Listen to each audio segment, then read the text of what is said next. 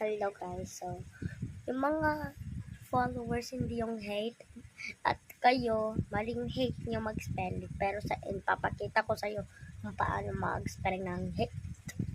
So guys, biglahan nakaroon akong lagnan na natutulog akong gabi. Tapos sabi na mama ko, sakit pa ulo mo be? Sabi ko hindi. Tapos nung katulog ko biglahan sumakit ulo ko. Tapos pinakain akong gamot, yung bitter. Wala akong choice so kinain ko. Bawal ako mag-vitamins kasi hindi yan gagana.